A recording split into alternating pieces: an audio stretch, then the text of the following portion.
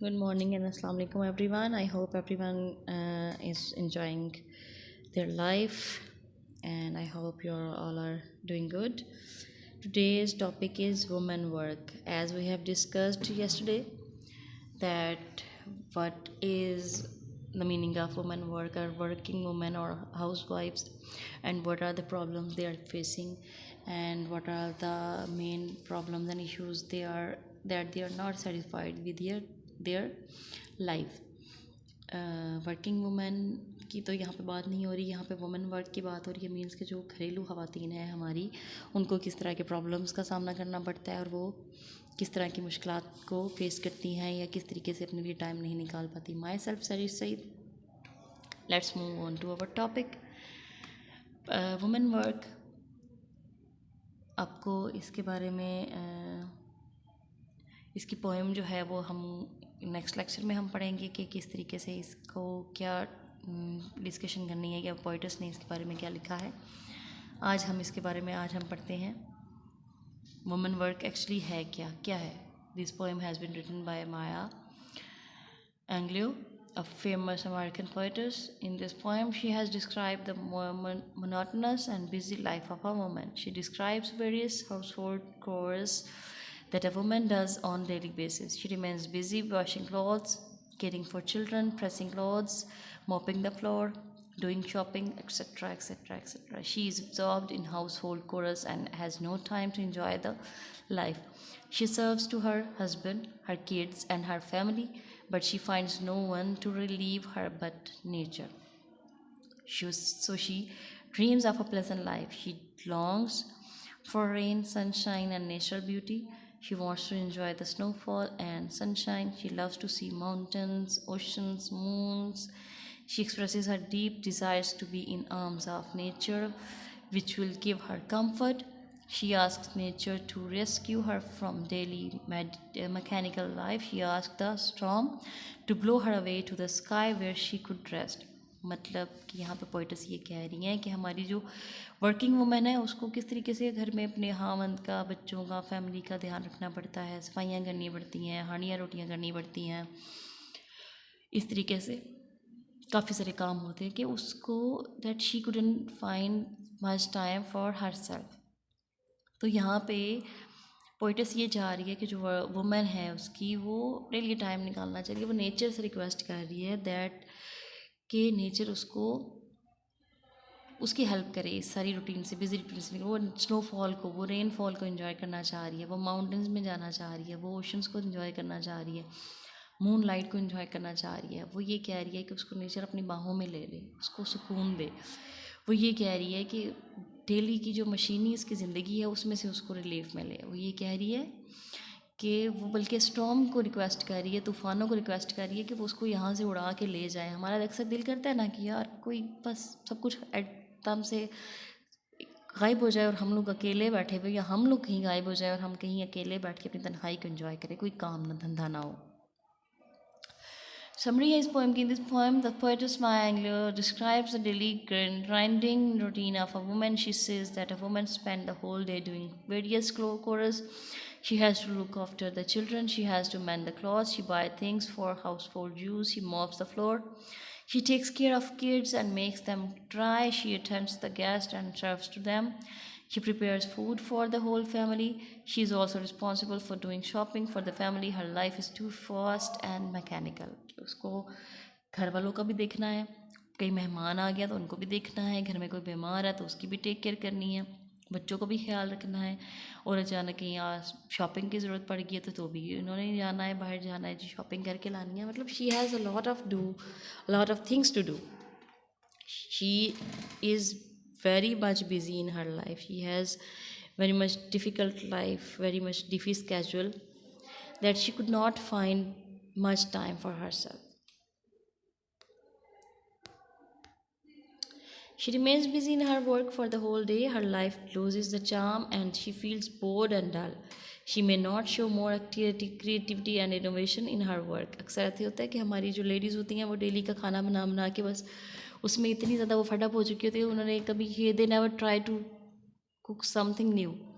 उनको लगता है कि बस बिज़ी है, बिरयानी की बजाय वो पुलाव बनाना प्रेफर करते हैं कि बिरयानी में टाइम ज़्यादा लग जाता है, या रोस्ट बनाने में, या जैसे होता है ना अचार गोश्त, या कढ़ाई बनाने में ज़्यादा टाइम लगता है कि जी वो क्या छोड़ो सिंपल बना लेते हैं कि इतना ज़्यादा नहीं होता हमसे। को उनकी कुकिंग में, उनके कामों में इनोवेशन ख़त्म होगी, क्रिएटिविटी ख़त्म होगी। After her mechanical household life she wishes to spend some time with nature. She invites various natural bodies like the sun, moon and storm to comfort her. She asks the rains to fall on her forehead. वो चाह रही है कि बारिश के कतरे उसके माथे पे गिरें और वो उनको फील करे।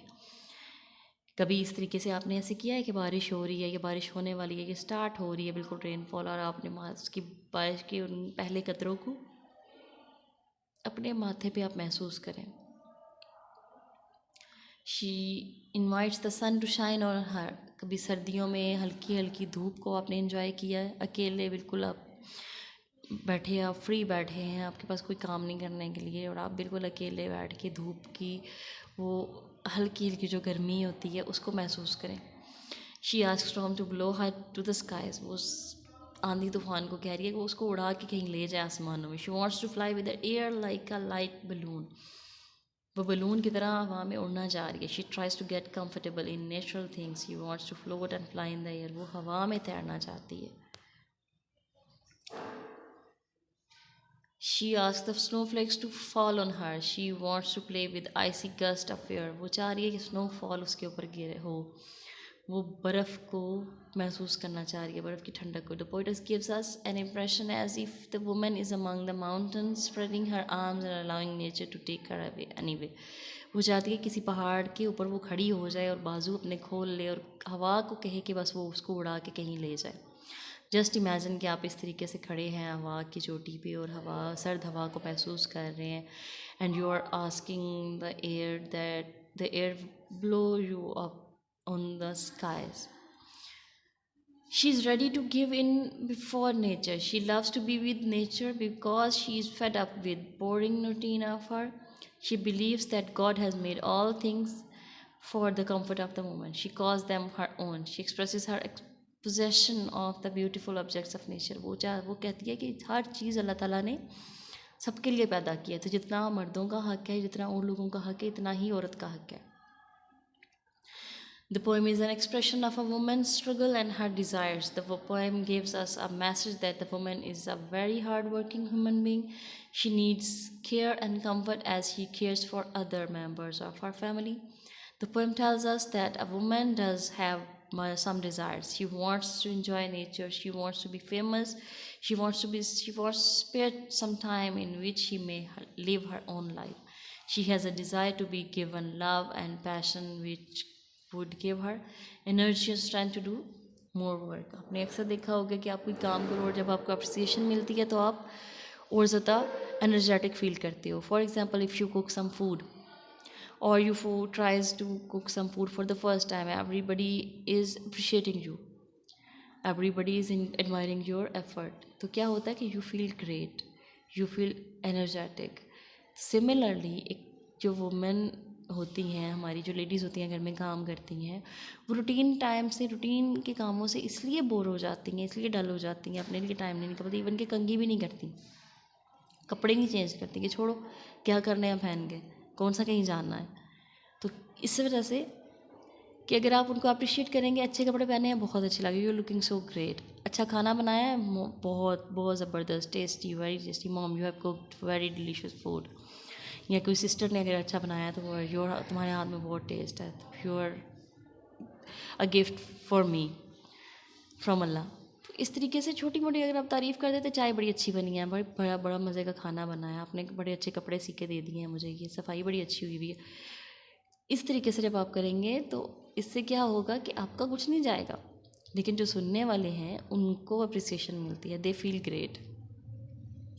तो वर्किंग लेडीज़ जो होती हैं, जो हमारे घरों में काम काज करती हैं, या हमारी मेड्स होती हैं, या वैसे हमारी जो अम्मियाँ हैं, बहनें हैं, भाभियाँ हैं, उनको अप्रिसिएशन चाहिए होती है. अप्रिशिएट करेंगे तो उनको बड़ा खुश महसूस करती हैं वो. आप अगर बाहर आउटिंग के लिए जा रही हैं तो उनको भी लेके जाएँ.